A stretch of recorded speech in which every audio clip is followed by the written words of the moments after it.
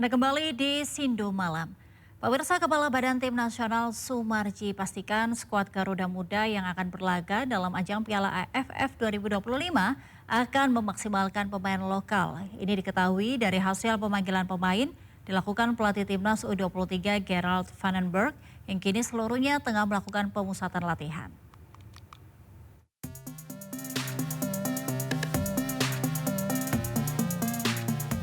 Skuad Garuda Muda terus melakukan pemusatan latihan jelang perhelatan Piala AFF 2025 yang akan berlangsung 15 Juli mendatang. Dari pemusatan latihan yang telah dimulai 20 Juni lalu hingga 14 Juli mendatang, seluruh pemain telah memenuhi panggilan dan hingga kini masih melakukan persiapan. Dari daftar pemain yang dipanggil pelatih Timnas Indonesia, didominasi pemain lokal. Ketua PSSI Erick Thohir sempat mendatangi langsung pemusatan latihan dan bertemu para pemain untuk memberikan semangat. Sementara Kepala Badan Tim Nasional Sumarji memastikan skuad Garuda Muda yang akan berlaga dalam ajang Piala AFF 2025 ini akan memaksimalkan pemain lokal. Sekarang ini kan kita sudah memanggil dan sudah TC U23. Ya, yang ada saat sekarang ini yang akan kita pakai untuk memperkuat Timnas U23 menghadapi AFF di bulan depan ini. Sehingga kita tidak akan memanggil yang tidak melaksanakan TC. Yang jadi satu dengan TC saat inilah yang akan memperkuat AFF. Pelatih Timnas Indonesia U23 Gerard Vandenberg pun mengaku senang mendapat bantuan dari Simon Tamahata yang kini menjadi asisten pelatih untuk ajang Piala AFF U23 2025. Kehadiran Simon ini akan membuat Timnas Indonesia U23 semakin matang dalam menghadapi Piala AFF U23. Gerard dan Simon pun bertekad membangun kekuatan Timnas Indonesia U23. Garuda Muda akan tergabung di grup A bersama Malaysia, Filipina, dan Brunei Darussalam. Laga pembuka akan mempertemukan Timnas Indonesia melawan Brunei 15 Juli mendatang di GBK. Mengisi libur panjang sekolah, anak-anak di Rumah Panggung dan Apung Muara Angke Penjaringan Jakarta Utara bermain futsal di lapangan terapung Bela Negara. Anak-anak senang dan bersemangat bermain futsal di lapangan Apung.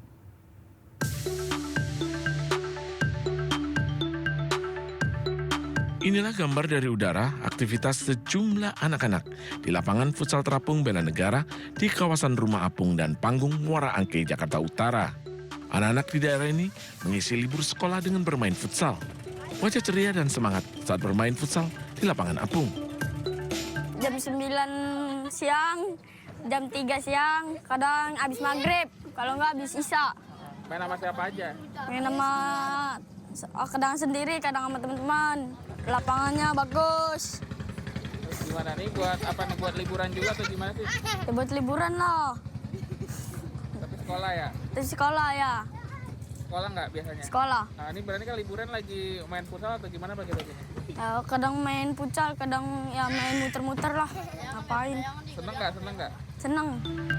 Menurut Ketua Pengurus Lapangan Futsal Apung Bela Negara, fasilitas lapangan futsal dibuat oleh Kementerian Pertahanan bersama Universitas Pertahanan. Membantu. Kita anak-anak main kita nggak nargetin, kalau anak-anak kecil terserah mau main, terserah. Yang penting jaga lapangan jangan sampai dirusak, itu aja. Karena saya benar-benar ngerawat lapangan ini. Ya naik Pak, naik ke atas. Tapi kalau udah ini surut nih, turun lagi tuh. Namanya futsal Apung. Otomatis berarti ya? Otomatis. Lapangan futsal Apung Bela Negara membuat warga Muara Angke senang. Karena di tengah rob yang sering melanda, warga bisa bermain futsal di lapangan terapung tanpa harus takut terendam banjir karena lapangan ini mengikuti tinggi air. Dari Jakarta, Sofyan Firdaus, iNews, melaporkan. Pemirsa, kompetisi sepak bola robot digelar di Beijing menandai tonggak sejarah teknologi olahraga berbasis AI. World Humanoid Robot Games akan menjadi acara global pertama yang didedikasikan untuk robot humanoid.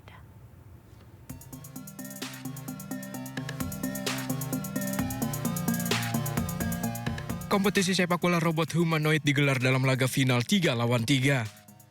Ajang ini menandai tonggak sejarah teknologi olahraga berbasis AI.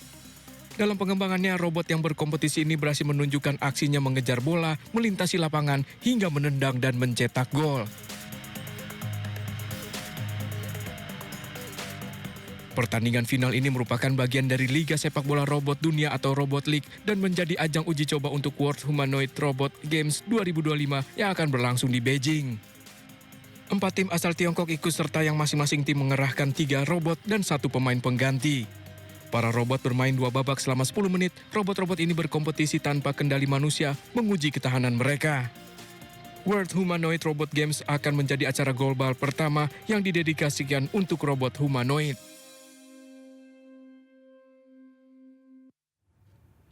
Pemirsa, Polri mendemonstrasikan sejumlah robot canggih dalam persiapan HUT ke-79 Bayangkara di Monas, Jakarta. Robot-robot canggih tersebut merupakan simbol kesiapan Polri menghadapi transformasi dan adaptif terhadap perkembangan teknologi.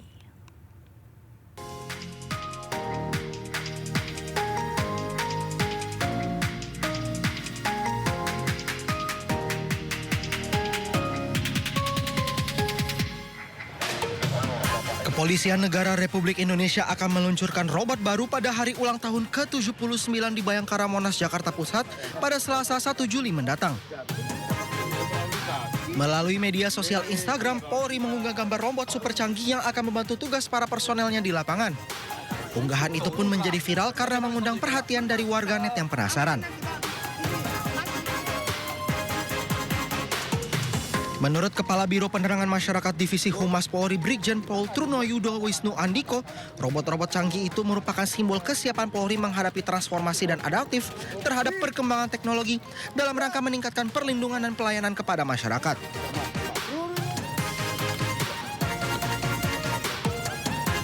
Pada HUT ke-79 Bayangkara rencananya Polri akan memamerkan sejumlah robot, di antaranya 2 robot tank, 10 robot dog, 10 robot humanoid, dan sejumlah robot lain.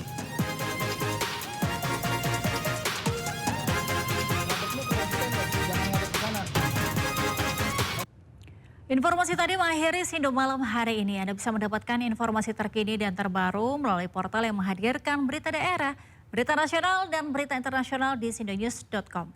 Mari berbagi untuk masyarakat yang terdampak bencana di tanah air melalui MNC Peduli dengan berdonasi pada rekening di bawah ini atau scan QR dengan aplikasi uang digital Anda.